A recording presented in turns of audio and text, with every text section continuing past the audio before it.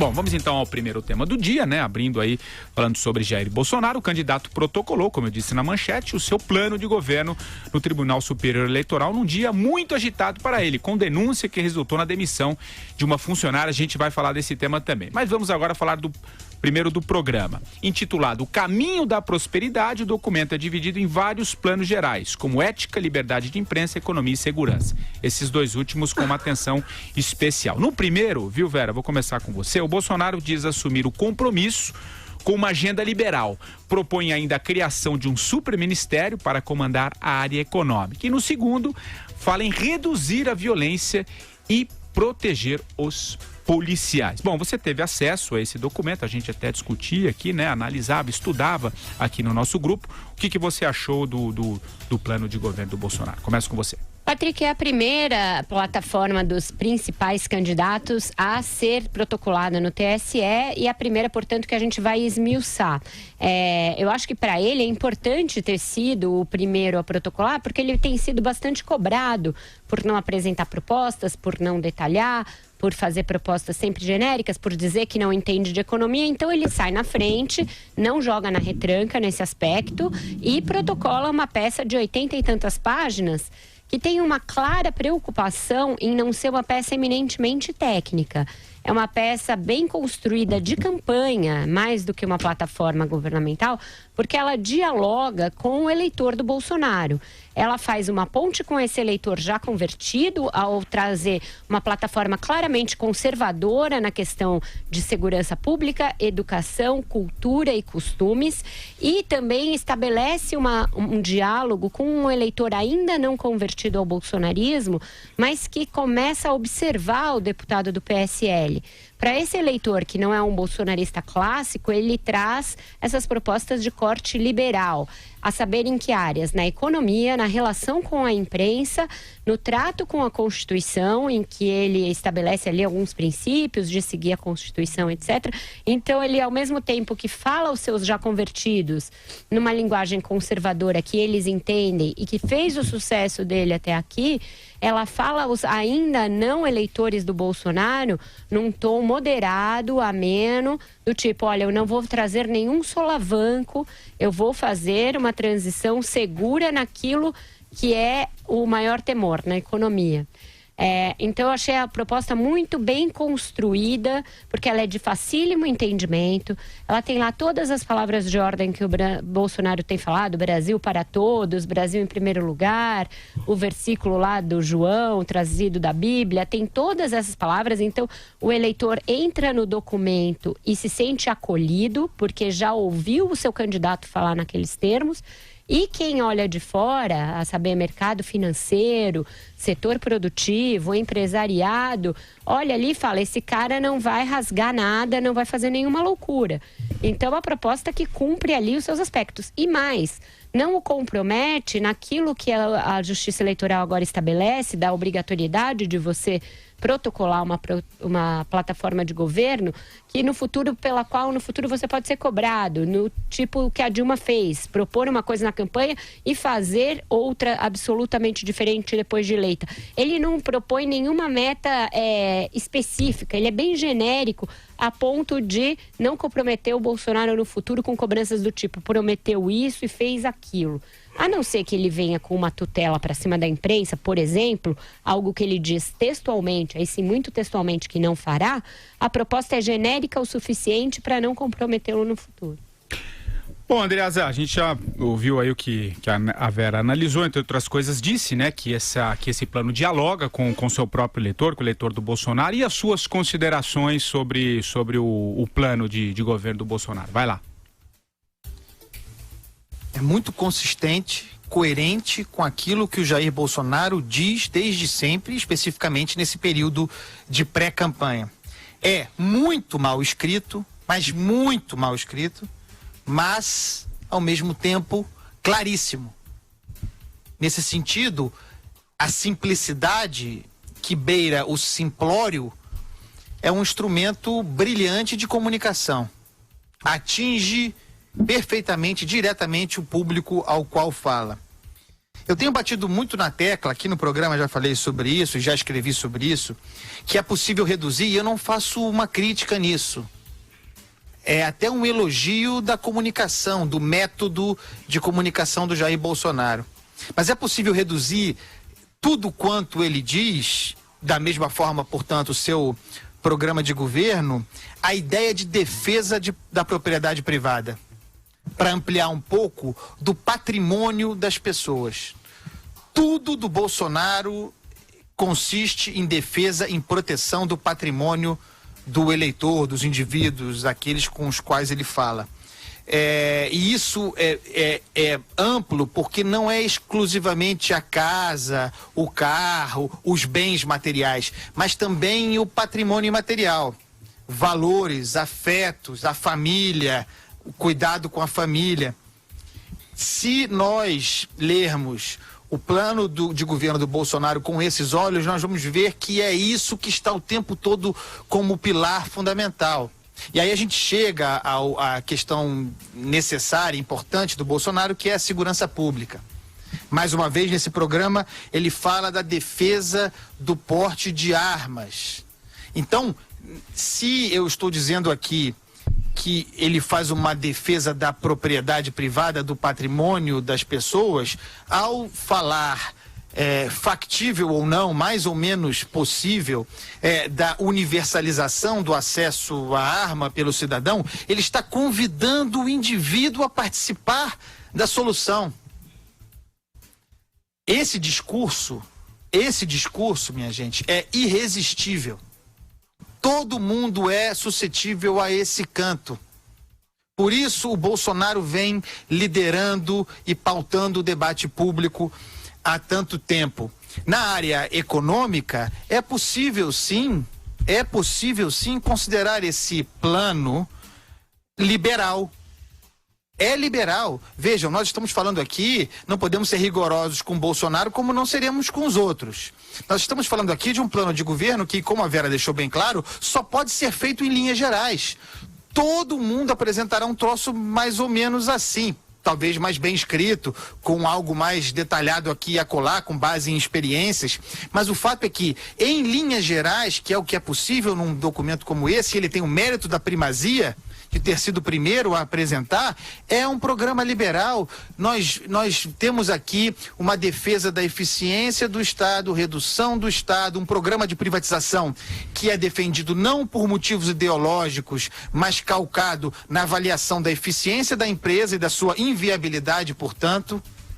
Fala-se em empreendedorismo, em estímulo à pesquisa, em descentralização do Estado. Isso é uma bandeira antiga do Paulo Guedes, muito antiga, remonta à campanha do Afif Domingues em 89.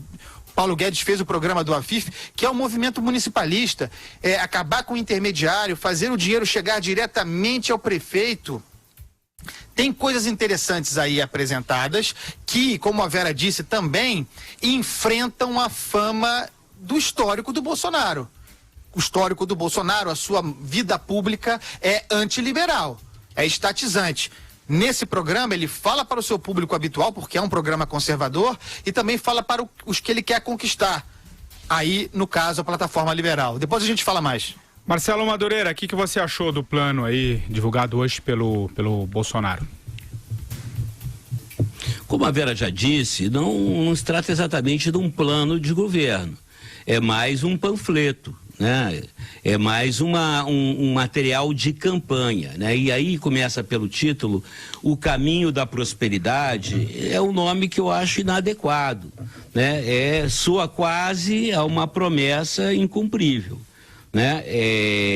Mas existem dentro dessa peça de campanha, digamos assim, alguns aspectos que eu achei bastante positivos, outros nem tanto. A própria preocupação de sublinhar a importância da gestão na coisa pública, que está percebido em todo o documento, me parece uma tendência positiva, né, de uma maneira geral nas propostas de todos os candidatos, mas está explicitada ali na campanha do Bolsonaro. A questão, por exemplo, do combate à violência, onde eu esperava que houvesse um detalhamento maior com relação às medidas, né, justamente pelo Bolsonaro e o seu vice, o general Mourão, terem uma ligação com as Forças Armadas, com o aparelho de segurança, eu achei confuso, né, e eu acho essa aventura de convidar a população para combater a violência de uma maneira, digamos assim, ativa, armada, me parece, no mínimo, uma proposta muito arriscada, né? Para não dizer irresponsável. Por outro lado, ele se compromete, por exemplo, com a volta, né, em patrocinar as 10 medidas contra a corrupção, né, que o nosso Congresso tratou de enterrar. Aí vem a questão fundamental da obra como um todo. Ali apresenta o documento, ele apresenta uma série de desejos. Diria até a maior parte desses desejos absolutamente legítimos e absolutamente assim coerentes, né, com o que a população de um modo geral quer. Mas são desejos. Ele não fala ali como ele pretende, como o governo Bolsonaro pretende conquistar, né, convencer o Congresso, convencer a população, né, como atacar o corporativismo. Como é que você vai equilibrar as contas públicas, né, se você não combater firmemente o corporativismo, não enxugar a máquina pública, não fizer uma reforma profunda do Estado, mandando gente embora, né? Fica complicado. A questão, por exemplo, que está ali no cantinho, mas é ambígua a independência do Banco Central. O Banco Central é formalmente independente, porém a sua política fica subordinada ao Ministério da Fazenda. E isso me pareceu também confuso, ambíguo, pouco explicado, e para mim isso é uma questão fundamental. Eu não sei se eu já comentei a parte a proposta de reduzir ministérios. É uma ótima proposta, né? É bem lógico. Não sei se é exatamente esses 23 ministérios que ele compõe. No Brasil, no início da República, eram 12 ou 13 ministérios que tocavam o país, né? Satisfatoriamente, né? Não é a quantidade de ministérios. E essa questão da família, aí que eu tenho um grande, digamos assim, quando você fala, né, é uma proposta conservadora. Mas se você ser conservador nos tempos que correm, eu perguntaria hoje, do ponto de vista sociológico, como é que o candidato Jair Bolsonaro entende o que é o núcleo familiar? Ele mesmo, né, que tem filhos que são meio-irmãos, por exemplo, né? Ele se casou 2 vezes, a mulher dele... Enfim, como é que ele definiria o núcleo familiar e quais seriam esses valores, por exemplo, né? Isso tudo, aí você cai realmente no perigoso terreno do moralismo e da demagogia, né? E eu claramente, por exemplo, eu digo hoje que a família brasileira ela é claramente comandada pela mulher, né? O núcleo familiar hoje é a mulher, né? Que eu acho ótimo, eu acho muito bom, né? A cabeça da família brasileira são as mulheres. Enfim, é um documento, são vários aspectos, um documento, né, vasto.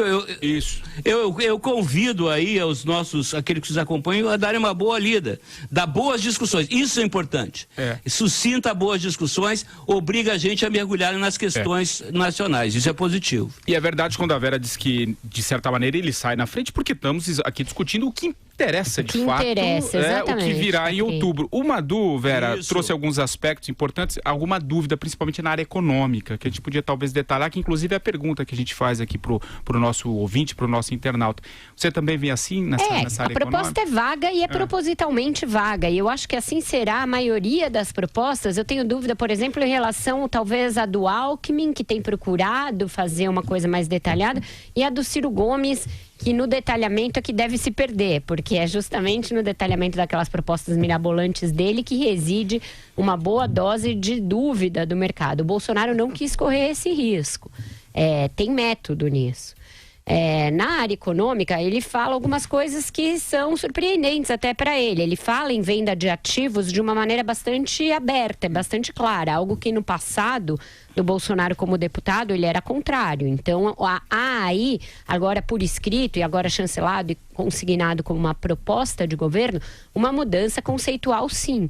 Nessa questão da família, a que o Madureira se referiu, a proposta é claramente conservadora, ela é feita para ser assim, ela cita até versículo da Bíblia, mas ela dá uma leve atenuada, uma pincelada em tons pastéis, no que também foi o Bolsonaro no passado, ao dizer claramente, seja qual for o tipo de família, o Estado não tem nada a ver com isso, é da designação de cada um, decidir que tipo de família é o seu, todas têm de ser toleradas. Então ele faz um aceno algo mais tolerante, ele também não vai sair rasgando a fantasia, não é este candidato, ele não fala para este público, ele não quer este eleitor. Ele quer um eleitor que seja conservador nos costumes e liberal na economia, é um tipo de eleitor brasileiro, existe um mercado para este eleitor no Brasil, ao qual ele claramente quer falar. E não é o único que tem feito, tá? Isso. O Henrique Meirelles faz uma campanha nesse corte, o próprio Geraldo Alckmin faz uma campanha nessa linha. Não é diferente do que tem feito o Álvaro Dias e até o João Amoedo, do Partido Novo, que é o partido mais liberal ali, liberal, já nasce liberal desses todos. Ele tem também um receituário mais conservador no campo dos costumes. Então, esse é o liberalismo à brasileira que nós temos. Não é um liberalismo estrito sensu, é um liberalismo mais amplo. Então eu acho que dentro dessas balizas a proposta é sim coerente, ela é vaga propositalmente, mas é sim coerente. Fala, Andreasa, é isso mesmo, né? Conservador nos costumes e liberal na economia, que é uma linha que não só o Bolsonaro, outros candidatos me adotando, mas no caso ele parece que ele encampa muito bem isso, acho que está claro, né? No que a gente está discutindo aqui, o que foi divulgado hoje, né? Com a seguinte ressalva, o Bolsonaro tem o histórico de conservador nos costumes, provado, né? Sua atividade pública demonstra isso. Liberal na economia é algo projetado, ancorado na figura do Paulo Guedes e manifestado aqui nos melhores pontos desse programa de governo, que, como temos falado aqui, tem as limitações formais, inclusive determinadas pela Justiça Eleitoral. Então, são linhas gerais que, por conveniência, nós chamamos de programa de governo, mas são linhas gerais. Aqui, e aí entra o tom panfletário, estão todas as chaves discursivas do Jair Bolsonaro. Está lá, no caso da segurança pública, atribuição de culpa à esquerda, ele faz uma referência explícita aos governos estaduais comandados especificamente pelo PT e o crescimento dos índices de violência, cita as Farc, nesse caso com razão, porque as Farc são uma tragédia também brasileira e o fornecimento de drogas, faz uma defesa vigorosa das polícias e das Forças Armadas também, é um pilar do seu discurso. No caso da segurança pública, é engraçado, eu até comentava no nosso grupo, ele faz um elogio a alguns componentes, a algum componente da segurança pública em São Paulo, sem citar especificamente o PSDB e os governos do Alckmin, mas ele faz um elogio aos índices prisionais, né? E defende que não basta prender, tem que prender e deixar preso. Há um elogio indireto ali, não declarado ao governo Alckmin. Um mérito desse programa, diálogo fundamental com seu eleitor, é que ele responsabiliza clara e diretamente, declaradamente, o PT, os governos lulopetistas, pela tragédia econômica do Brasil. Os seus adversários fazem também, né? Pouco isso.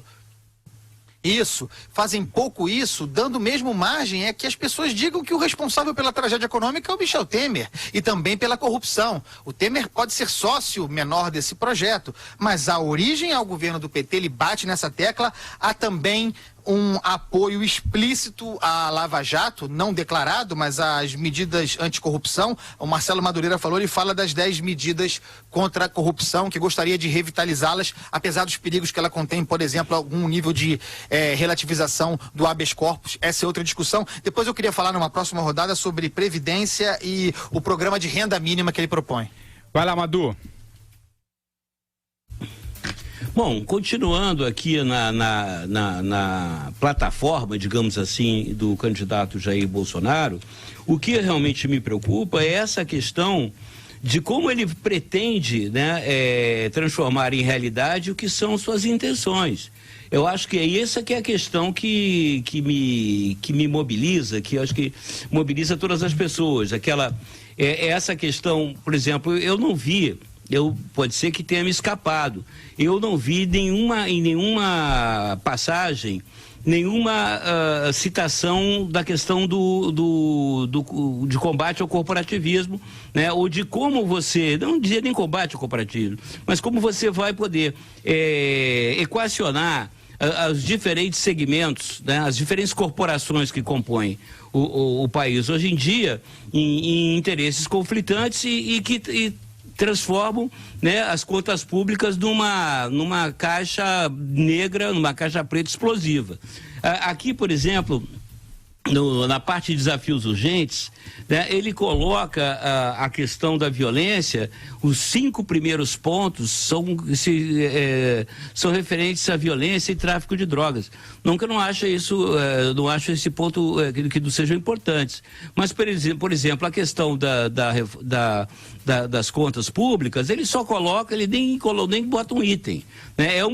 Um Brasil em rota fiscal explosiva, né? Ponto de exclamação. Isso para mim não quer dizer nada, né? Da mesma forma que ele fala, meramente constatação, educação e saúde à beira do colapso. E aí? Né? Infraestrutura insuficiente e deteriorada, certo? Mas com que dinheiro o Estado vai investir em obras de infraestrutura se tudo que você arrecada vai para custeio, né? E aí ele repete ainda, diz respeito à vida, à propriedade privada. Cara, acaba redundante. É mais uma obra, me parece, mais uma obra de campanha do que digamos assim, do que um plano de navegação. Então, isso que essa seria a crítica maior que eu continuaria fazendo aqui ao documento do Bolsonaro. Mas, quero repetir, né? Já é um bom começo, porque estabelece realmente o que precisa ser discutido. A agenda realmente, em vez de ficar discutindo se Lula deve ser solto ou deve ser preso, aqui estão pontos que devem ser discutidos e que são um convite ao eleitor a se enfronhar nos assuntos, a pesquisar, a se inteirar e tomar posição. Isso eu acho extremamente positivo. Vera, mais alguma coisa para a gente fechar o plano de governo? Sim, porque eu acho que a Previdência é importante falar mesmo. Ele é muito vago. Aí, nesse caso, eu acho que é irresponsavelmente vago em relação a um tema que é candente, é urgente. E é preciso que os candidatos se posicionem, porque é controverso na sociedade. Então, para um eleitor do Bolsonaro, e deve ter muito aposentado, deve ter muito servidor nesse público aí, bolsonarista, é importante saber se, afinal de contas, ele vai fazer reforma da Previdência ou não. Eu acho que hoje essa é uma linha de corte fundamental entre os candidatos. Aqueles que acham que a Previdência tem de ser reformada e aqueles que acham que não, que outras medidas você pode, tal. Então, ele se omite nesse ponto e isso eu acho que é algo pelo que ele será cobrado. Porque numa proposta de corte liberal que fala em ajuste fiscal, etc., é fundamental você dizer onde você vai fazer o ajuste. O ajuste se faz no gasto, né? Prioritariamente no gasto. Não basta, essa coisa tipo cortar ministério pode soar bonito, mas é enxugar gelo, é pequeno perto do volume que você precisa cortar. Isso é importante que o nosso ouvinte, o nosso internauta tenha certeza e consciência. Corte de ministério, corte de privilégios, tudo isso é importante, é bonito, porém não resolve o gravíssimo problema. Então, acho que essa é a parte em que a proposta é mais omissa. É para você também, Andreasa? Pois é o ponto delicado da proposta do Jair Bolsonaro, a questão da Previdência. Ele fala quase como um biombo de um processo de capitalização paulatina da Previdência, oferecendo alternativas para os trabalhadores, um programa de transição, mas em nenhum momento ele enfrenta aberta e declaradamente a questão do sistema previdenciário do funcionalismo público, onde está contido o regime especial dos militares. essa é uma questão delicada para o Jair Bolsonaro, que ele não enfrenta em seu programa de governo. Do ponto de vista político-eleitoral, acho que ele está certo em não apresentar e não explorar, mas ele precisa ser cobrado a esse respeito, inclusive pelos adversários. Porque a questão do privilégio e o regime previdenciário dos funcionários públicos, especificamente dos militares, apesar da condição especial, isso é compreendido pela sociedade como um conjunto inaceitável de privilégios. E a atuação pública do Jair Bolsonaro ao longo dos anos, diminuída ou atenuada recentemente, é uma defesa explícita de corporação, do funcionalismo público, especificamente do setor militar. Então, há uma fragilidade aqui, e há, porque me parece ser aqui que reside no enfrentamento dos privilégios, alguma incoerência por onde o Bolsonaro pode perder votos. Além disso, ele fala de um programa de renda mínima. Patrick Santos cita inclusive o grande Milton Friedman como ideólogo do imposto de renda negativo, que seria um programa universal e que pagaria para todos um valor maior do que aquele pago pelo Bolsa Família.